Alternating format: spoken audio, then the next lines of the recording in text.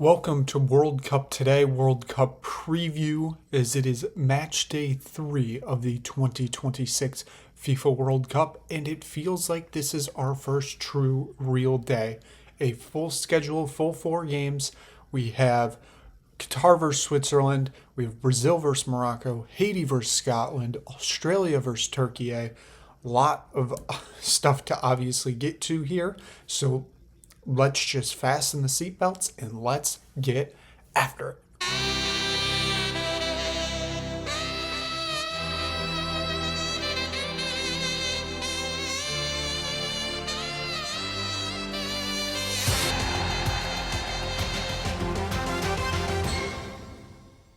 Welcome back in. For anybody new, just welcome. We will be going through all 4 of these games today. There's no need for any prior introduction, so let's just get straight into it. We are going to start in Group B, 3 p.m. Eastern Time, kickoff today. It is Qatar going up against Switzerland. Now, this already feels like it's not going to be close because I do not count on Qatar doing much at this tournament.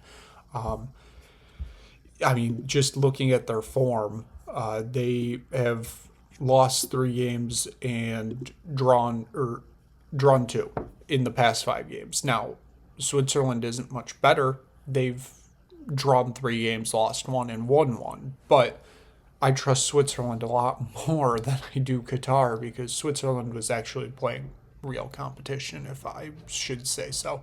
Um, I mean, one of Qatar's losses was 3-0 to Tunisia, so like at least they did play a team that is in the World Cup, but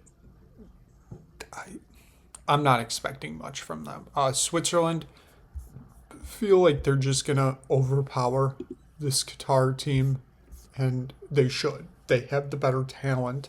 The question is, how is Switzerland going to handle the conditions in the San Francisco Bay Area? That's going to be the biggest question of this tournament is at least in the beginning, how are the teams going to handle the conditions? It's supposed to be 27 degrees Celsius and complete sun at the San Francisco Bay Area Stadium in Santa Clara, California.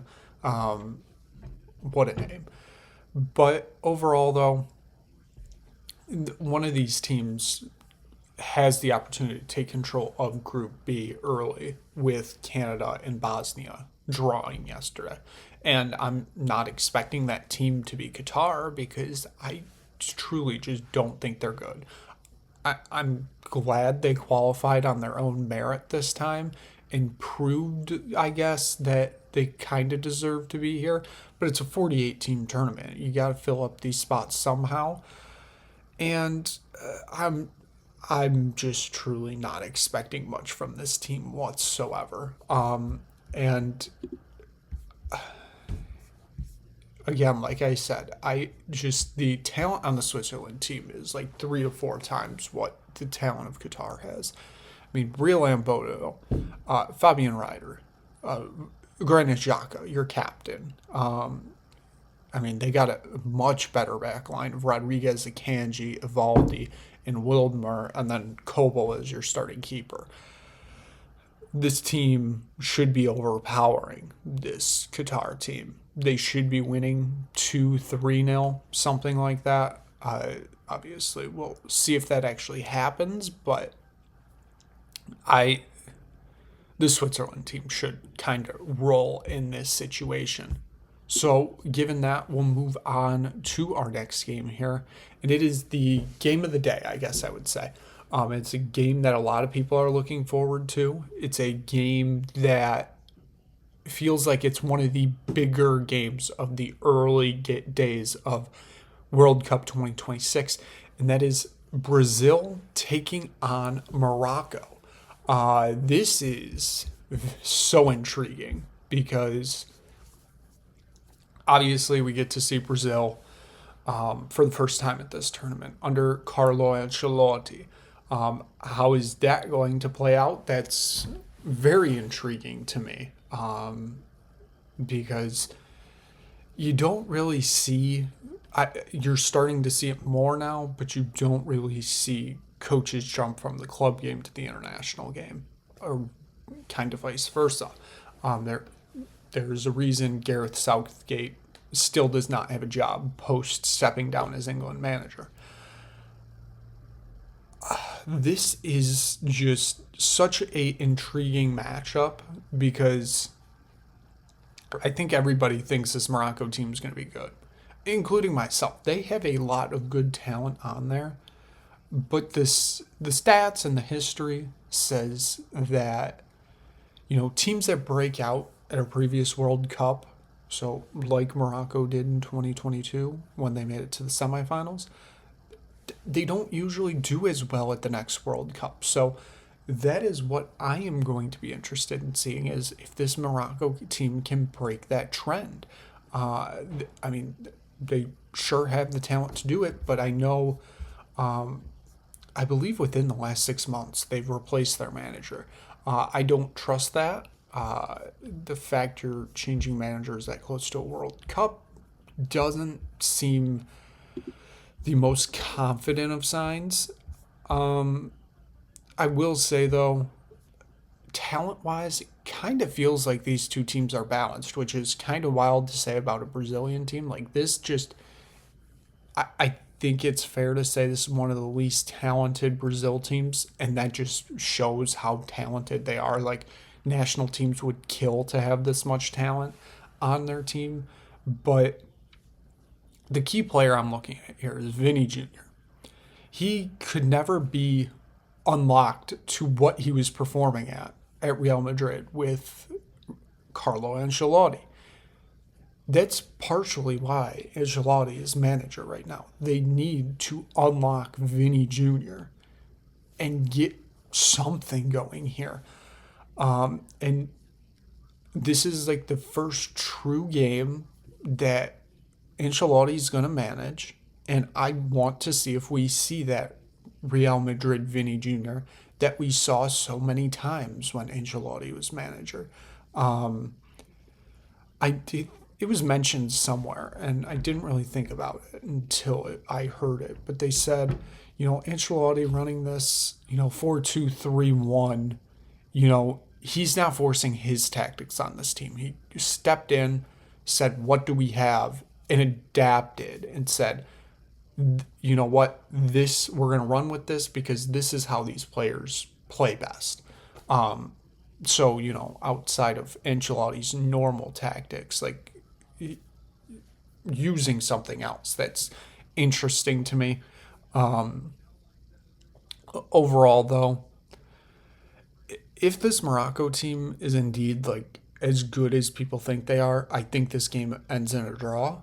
But given I don't trust it at the moment, I kind of want to take Brazil here. And not even kind of, I want to take Brazil here.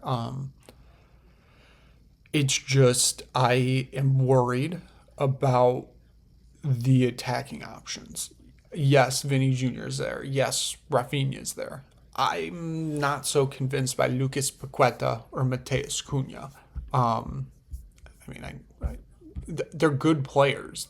They're not great. Like I think of the Netherlands. Like they have a good team, but Memphis Depay is still their starting striker. Like I feel like you got to develop something else at this point. Overall, though, this Brazil team, they're very good. They have the talent to go far in this tournament. They have the weather advantage to go far in this tournament, like has been mentioned before. Only one team from Europe has ever won a World Cup in the Americas, and that was Germany back in 2014. There's a good chance a South American or somehow maybe a North American team win this World Cup. Brazil is probably the front runner of those. Yes, I'd probably put them in front of Argentina, but that's just how this goes. That's how this is. But you got to win, what, 7, 8 games, something like that. That's all that matters at this point. Overall, though, I think my official prediction is Brazil to win this game. I'll say 2-1 because I don't think Morocco will get blown out of the water. I think they'll get a goal at some point, whether it be the opening goal and go up 1-0, or maybe they tie the game. Maybe they just get a late goal to start chasing a draw. I don't know. But give me Brazil in this one. So given that, we'll move on to our third game of the day. Another quite intriguing matchup, just given the two teams here. Like, these are two teams you never imagine facing off. And that is Haiti taking on Scotland in Boston. The Scots have taken over Boston, apparently. The social media videos are incredible. You have guys renting Airbnbs and playing the bagpipes at 6:30 in the morning, just down a street in Boston. Absolutely incredible. Haiti back on the World Cup stage for the first time since 1974. For Scotland, it's the first time since 1998. Both of these teams feel like they have something to prove here. The problem is, I don't think Haiti have the talent to prove something here. This feels like it could be a day where, when all the games are said and done, sitting atop Group C at the end of the day would be Scotland because of the massive goal differential I think they potentially could put up in this game. I'm talking like a 4-5, 6-0 game. I know that's not how they usually play, which, it is what it is. But you look at 3 out of their last 5 games, they've scored 4 goals, including 2 in the lead up to this World Cup. And one was against Curacao, who obviously are a World Cup team, and the other was against Bolivia. They do have 2 losses in that time, both to World Cup teams, Ivory Coast and Japan, in those last 5 games. But overall, this Scotland team could be good. Obviously, Scotland have never made it out of the group stage in any tournament they've been in, whether that be the World Cup or the Euros. Their 9th appearance in the World Cup. Is this finally the year that they make it out? I mean, it's a 32-team knockout. I believe they can be one of the best 32 teams. And if not, I think there's a major problem with Scotland football. But like I said, Scotland should kind of roll in this game, if I'm honest. I'm looking for big games from McTominay. He kind of is the linchpin here. If he's having a good to great game, the rest of this team will be good to great. Che Adams, Lawrence Shankland, I would expect being your front 2 today. I'm not 100% sure. This being recorded in the morning, obviously starting lineups are not out yet, but this feels like a Scotland team that is different from the ones we have previously seen on the international stage. And I'm interested to see how that plays out. Does the Scotland team now feel more pressure given they are playing with kind of expectations, if I'm honest? Yes, they got drawn in a very tough group, but this is your easiest game of the group, and you have to get all the points and all the goals you can in this one because things may not go well in the other 2 games. And for Haiti, I think it's just, as much as I don't think they're outstanding, you just got to weather the storm, I think. Because it feels like Scotland are going to be coming quick and fast, just on the attack. And you just got to weather the storm. And if you can keep it a 1-2 goal game, I feel like Haiti take that as a victory. But I don't really see a world where Haiti's getting points in this game. I think this is Scotland through and through. So Overall score prediction, I'll go 4-1, but it could get ugly fast, or somehow, we get a generational performance from Haiti and they keep this a lot closer than it should be. So that is a 9 p.m. kickoff in Boston. We close out the day on the West Coast in Vancouver at BC Place. It is a midnight kickoff, Eastern Standard Time. So it is your late night kickoff. It is Australia taking on Türkiye in Group D action. Now, there are a lot of questions now roaming this group after the United States kind of dominating. I don't even know if it's just a dominating 4-1 victory last night, as they potentially just take a stranglehold of this group right out the gate. Australia and Türkiye both have the opportunity to say, hey, like, we are still here. Truly, I think the best thing for the United States is these two teams draw, because then the United States can truly gap the field when they play Australia next week. And if not, then, the U.S. has competition at the top of the group. If Australia win, obviously that next game, the Australia-U.S. game, that game would decide who wins the group, basically. And if it's Türkiye, then it just gets pushed to the final day, basically. Türkiye comes in great form. They have 4 wins and 1 draw, and the 1 draw is the farthest game away. That game, I believe, took place back in November, so I could... it was November. It was a 2-2 draw against Spain, which is not bad. But you look at their run-up here.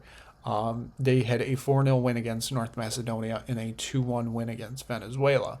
Now, those obviously aren't fantastic teams, but overall, those are good warm-up games. You look at what Australia has done. 2 wins, 2 losses, 1 draw. In their run-up here to the World Cup, they lost 1-0 to Mexico, and they drew 1-1 with Switzerland. That is intriguing to me, because that Switzerland game, obviously Switzerland in the World Cup, Switzerland play more defensively. And it is very interesting to see what Popovic does with this Australian team today, because I think they're going to play a 3-4-2-1, but I could see it being a 4-2-3-1 at points.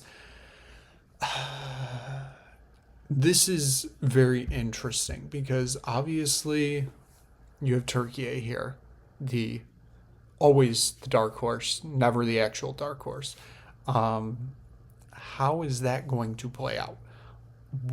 Because this may be the most talented team Türkiye has ever brought to a tournament. Can they handle that pressure? That is very intriguing to me. I know they've been in America or Canada too for weeks, but you got to look at it. They are playing a game at midnight Eastern. So back in Türkiye, that's 4-5 a.m. I think. For Australia, this is like a 1 or 2 p.m. kickoff. I'm going to be interested to see if we see anything like that. I'm assuming they've been over here long enough that that's not going to matter. But I've seen crazier things happen. But back to Türkiye. This is the most talented team they've ever brought. Is this the time they are finally the dark horse? I don't know, because I don't know if you can consider them a dark horse anymore. A lot of people are expecting a lot of things from them, and in that case, you're not a dark horse. And the fact you've been a dark horse multiple times already in other tournaments should negate you from being a dark horse here. Overall, though, like, I, for some reason, I keep going back to Australia here. They obviously don't have the most talented team. You can say that. But just something keeps telling me that this Australia team is going to go on a run here. And by go on a run, I basically mean make the knockout stage. And past that, anything is free game. I look at somebody like Matthew Ryan, the goalkeeper, obviously has a ton of experience at this World Cup level. I believe he's been the keeper for Australia at the past 2 World Cups. He led them to a round of 16 appearance back in 2022. And overall, it's just, this feels like it has the chance to be a really good tournament for Australia, but they have one of the tougher tests to begin the group with this Türkiye side. Again, this game probably ends up going Türkiye's way. I'll go 2-1 Türkiye, but don't be surprised if Australia win this game because they do have a very good team.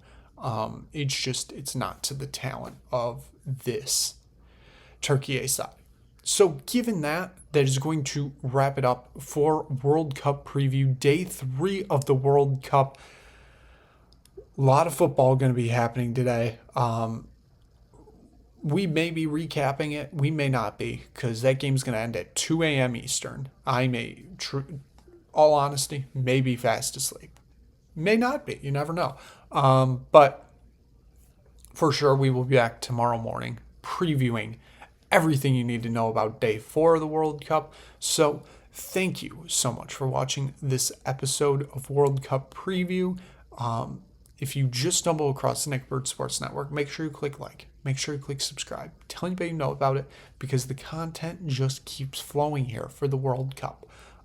We are in the very early days of this 104-game tournament. Given 4 games have been played, there are only 100 left. So make sure you stay tuned here. Make sure you turn on the notifications so you know when all the new videos drop. So thank you so much for watching. We will see you again quite soon for another episode here on the Nick Bird Sports Network.